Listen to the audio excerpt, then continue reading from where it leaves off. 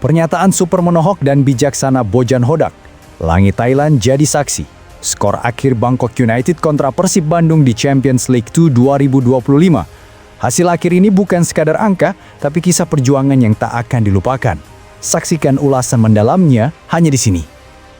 Tegang, menggugat, penuh drama. Itulah 3 kata yang paling tepat menggambarkan duel Bangkok United versus Persib Bandung di panggung FC Champions League 2 2025. Pertandingan yang baru saja tersaji di Stadium Biji Patum, Thailand benar-benar bak petir yang membelah langit malam sepak bola Asia. Pertarungan antar Bangkok United melawan Persib Bandung di lanjutan Liga Champions Asia 2025 ini tak ubahnya seperti 2 raksasa gladiator yang saling menghantam di arena. Jual beli serangan bagikan 2 gelombang tsunami yang saling beradu menghantam pertahanan lawan tanpa ampun. Detik demi detik berubah menjadi detak jantung penonton yang berpacu lebih cepat dari jarum jam. Dan setiap peluang yang tercipta terasa seperti ledakan bom emosi yang mengguncang ribuan pasang mata di stadion maupun jutaan hati bobotoh di tanah air. Setelah wasit meniup peluit panjang mengakhiri pertempuran taktis yang menguras tenaga dan emosi, sorotan langsung tertuju pada Bojan Hodak, sang arsitek Pangeran Biru. Di tengah riuh rendah hasil akhir, Hodak muncul dengan ketenangan khasnya, namun tatapan matanya tajam seolah sudah merancang ulang seluruh taktik untuk laga berikutnya. Pernyataan spekulatifnya adalah manifesto kebijaksanaan seorang jenderal yang melihat hasil akhir sebagai investasi berharga. Bojan Hodak kemudian beralih ke poin krusial, menunjukkan kedalaman analisisnya dan pujian kepada para pemain yang sudah berjuang.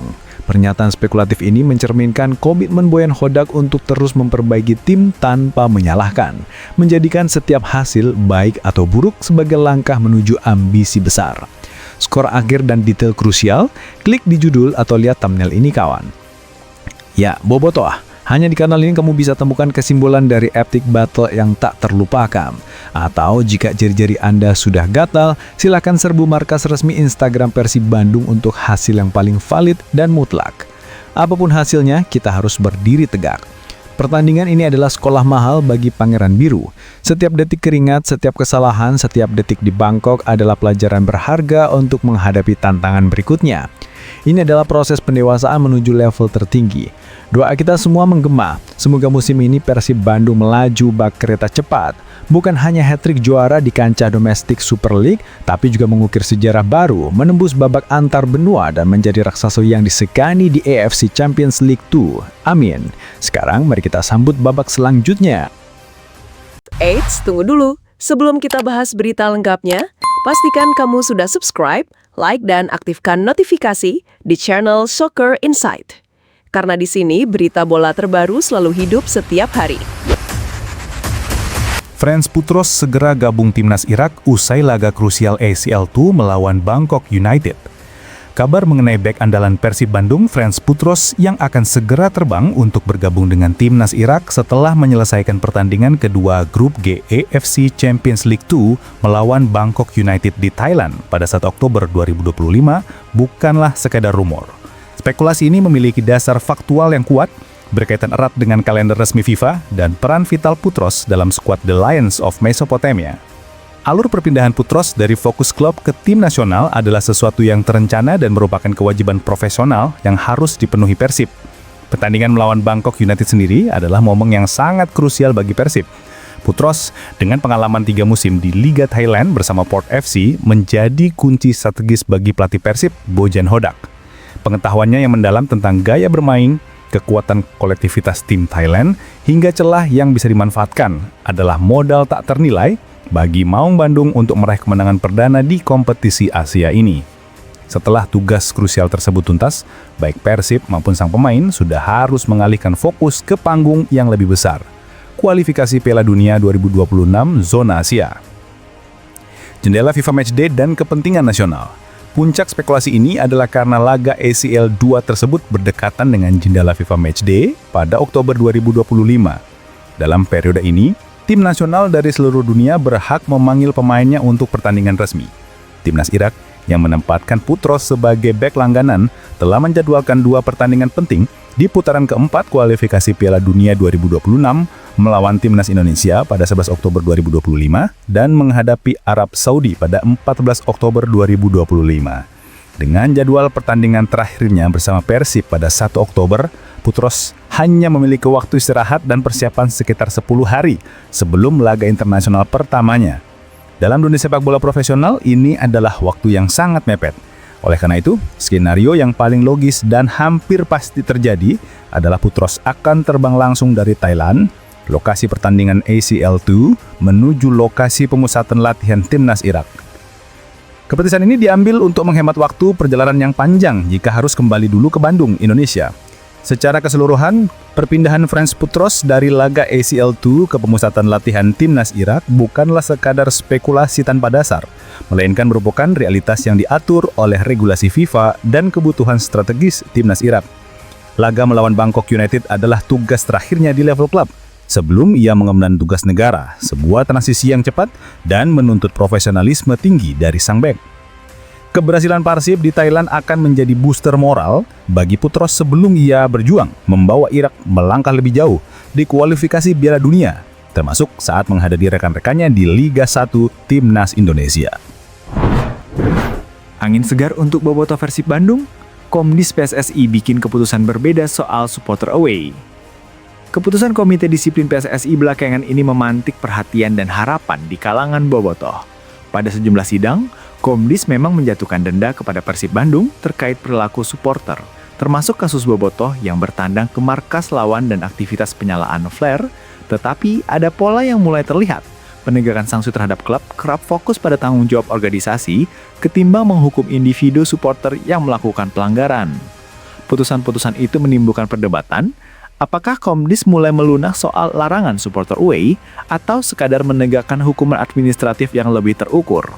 Bagi Bobotoh, berita tentang keputusan berbeda Komdis terasa seperti angin segar.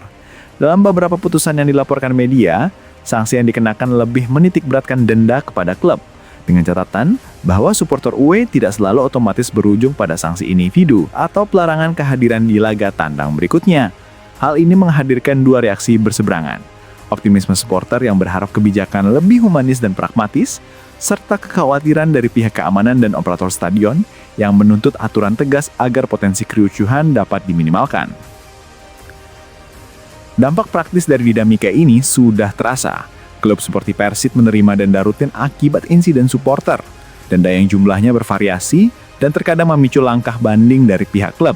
Tetapi, kebijakan Komdis yang tidak selalu memblacklist supporter tandang membuka ruang bagi mobilitas supporter asalkan ada pengawasan dan penegakan aturan di lapangan.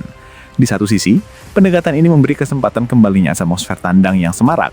Di sisi lain, ia mengharuskan klub, operator stadion, dan aparat keamanan untuk memperbaiki protokol keselamatan, koordinasi lalu lintas supporter, dan penegakan hukum terhadap oknum yang melanggar. Penting dicatat bahwa perubahan praktik Komdis belum otomatis berarti pelonggaran permanen aturan supporter away. Media massa dan postingan komunitas menunjukkan bahwa Komdis masih menjatuhkan sanksi bila terdapat bukti konkret pelanggaran berat, termasuk penyalaan flare, pelemparan benda, atau tindakan yang mengancam keselamatan publik. Artinya, angin segar yang dirasakan Bobotoh lebih relevan jika disertai peningkatan kedewasaan berpendukung, kepatuhan terhadap peraturan, kerjasama dengan pihak klub, dan tata tertib saat bepergian ke luar kota. Kesimpulannya, narasi bahwa Komdis bikin keputusan berbeda soal supporter away memang berakar pada fakta. Ada putusan-putusan yang memfokuskan sanksi pada klub dan tidak selalu langsung melarang atau menghukum massa yang melakukan away. Namun perubahan tersebut bersifat kondisional, tergantung bukti, konteks insiden, dan respons pihak terkait. Bagi Bobotoh yang berharap bisa kembali mendukung Persib di stadion lawan, harapannya jelas, kebijakan harus dibarengi langkah konkret untuk menjamin keselamatan dan ketertiban, sehingga antusiasme supporter bisa kembali dinikmati tanpa mengorbankan keamanan publik. Kisah transfer yang awalnya terlihat biasa saja berubah menjadi drama besar yang mengguncang dunia sepak bola Indonesia. Persis Solo yang sudah bersiap menyambut kedatangan pemain asing anyar justru harus menelan kenyataan pahit. Mateo Kocian, sosok bek asal Kroasia yang sempat digadang-gadang bakal memperkuat lini belakang Laskar Sam Bernyawa, tiba-tiba memilih jalan berbeda. Bukan ke Indonesia, bukan ke Stadion Manahan, melainkan kembali ke tanah kelahirannya dan bergabung dengan klub Kroasia. Bagi manajemen Persis Solo, kabar ini ibarat kilatan petir di siang bolong. Mereka merasa telah menunggu kedatangan sang pemain sesuai kesepakatan yang sudah terjalin. Harapan besar disematkan pada sosok berpengalaman ini, terutama untuk menguatkan pertahanan yang belakangan menjadi sorotan. Namun, alih-alih hadir di Solo, justru beredar foto dan data resmi yang menunjukkan nama Kocijan telah terdaftar memperkuat klub Kroasia, Teknisar 1974. Fakta tersebut sontak memicu gelombang kekecewaan. Media di Indonesia dengan cepat memberitakan kasus ini. Kata-kata seperti ditipu, dibelokkan hingga dikhianati muncul di berbagai pacu utama. Supporter Persis pun ikut meluapkan rasa kecewanya di media sosial. Banyak yang menganggap hal ini sebagai pelajaran mahal bagi klub agar lebih tegas dalam mengeksekusi kontrak, termasuk menyiapkan klausul sanksi jika pemain tiba-tiba berbalik arah. Sebab bukan hanya uang yang dikorbankan, tetapi juga reputasi klub di mata publik dan loyalitas supporter yang tergores. Manajemen Persis disebut sudah melayangkan surat resmi kepada agen dan pihak Kocijan menuntut klarifikasi serta penjelasan atas keganjilan ini. Sementara itu, dari sisi pemain beredar kabar bahwa Kocijan menolak untuk kembali ke Indonesia dengan alasan pribadi. Meski begitu, penjelasan gamblang belum terdengar langsung dari mulut sang pemain. Situasi ini membuat publik terpecah. Ada yang menuding Kocijan tidak profesional, ada pula yang menyalahkan kelalaian komunikasi dalam proses administrasi transfer. Di tengah semua kegaduhan, satu hal yang pasti, nama Mate Kocijan kini menjadi sorotan tajam di Indonesia. Dari yang tadinya diharapkan menjadi tembok pertahanan Persis Solo, kini justru menjadi tokoh yang dianggap meninggalkan luka dan tanda tanya.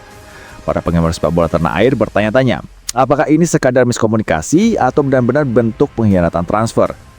Kisah ini menjadi cermin betapa kerasnya dunia sepak bola modern. Transfer bukan hanya urusan teknis, tetapi juga reputasi, kepercayaan, dan profesionalitas. Bagi Persis Solo, kejadian ini tentu menjadi tamparan keras agar lebih berhati-hati di masa depan. Bagi supporter, ini adalah pengingat bahwa tidak semua janji di dunia sepak bola berakhir indah. Dan bagi Kocijan, keputusannya memilih Kroasia daripada Indonesia akan terus dikenang sebagai salah satu saga transfer paling mengejutkan di musim ini. 3 tahun tragedi Kanjuruhan, duka sepak bola Indonesia. Tanggal 1 Oktober 2022 menjadi salah satu titik kelam dalam sejarah sepak bola Indonesia. Malam itu, setelah laga Arema FC melawan Persebaya Surabaya di Stadion Kanjuruhan Malang, kegembiraan berubah menjadi malapetaka. Ribuan penonton berdesakan keluar, gas air mata ditembakkan ke arah tribun, dan suasana panik membuat jalan keluar stadion menjadi sesak. Ratusan orang terjebak tanpa bisa menyelamatkan diri. Dalam hitungan menit, nyawa demi nyawa melayang. Catatan resmi menyebutkan 135 orang meninggal dunia, sebagian besar anak muda, bahkan ada yang masih berusia belasan tahun. Ratusan lainnya mengalami luka fisik dan trauma mendalam yang membekas hingga kini. 3 tahun sudah berlalu, namun duka itu tidak pernah benar-benar sembuh. Stadion yang seharusnya menjadi tempat merayakan kebersamaan dan cinta pada sepak bola, berubah menjadi saksi bisu tragedi kemanusiaan. Peringatan 3 tahun tragedi Kanjuruhan dipenuhi doa, aksi solidaritas, serta seruan dari berbagai pihak agar peristiwa ini tidak dilupakan. Di Malang, keluarga korban, komunitas Aremania dan supporter lintas klub berkumpul menyalakan lilin, mengibarkan spanduk hitam, dan menyerukan menolak lupa. Di media sosial, gelombang unggahan berisi foto, puisi, ilustrasi, dan video dokumenter kembali membanjiri lini masa, seakan mengingatkan semua bahwa luka Kanjuruhan bukan sekedar angka, melainkan kisah nyata ratusan keluarga yang kehilangan orang tercinta. Meski proses hukum telah ditempuh, rasa keadilan belum sepenuhnya terjawab. Beberapa aparat keamanan memang dijatuhi hukuman, namun putusan pengadilan dinilai masih jauh dari harapan. Restitusi untuk korban yang dikabulkan pengadilan juga jauh lebih kecil dari tuntutan keluarga.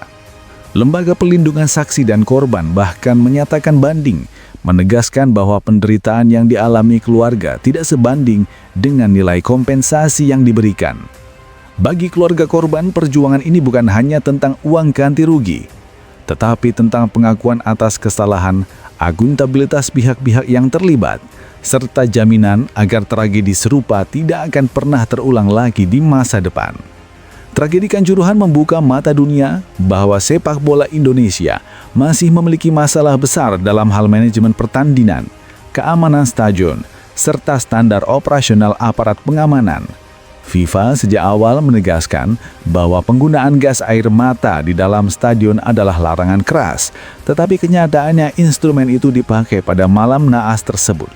Dari sinilah muncul desakan reformasi total, mulai dari infrastruktur stadion, pelatihan aparat keamanan, hingga sistem manajemen kompetisi yang lebih manusiawi dan berorientasi pada keselamatan penonton. 3 tahun berlalu, keluarga korban masih menunggu jawaban. Doa-doa terus dipanjatkan, nama-nama korban terus disebut dalam upacara peringatan, dan publik terus mengingatkan agar pemerintah, federasi, hingga penegakan hukum tidak menutup mata. Dari tragedi ini, ada pesan penting yang tidak boleh hilang. Sepak bola seharusnya membawa kegembiraan, bukan tangisan. Seharusnya menyatukan, bukan merenggut nyawa. Kanjuruhan telah menjadi luka kolektif bangsa, dan satu-satunya jalan untuk menghormati para korban adalah memastikan bahwa tragedi serupa tidak akan pernah terulang lagi di masa depan. Kenangan mereka yang gugur adalah pengingat keras bahwa di atas segala ambisi juara, prestasi, dan rivalitas, keselamatan manusia adalah hal yang paling utama. Sepak bola Indonesia wajib berubah demi menghentikan siklus duka, demi masa depan yang lebih aman, dan demi menghormati mereka yang telah pergi terlalu cepat di malam kelam Kanjuruhan.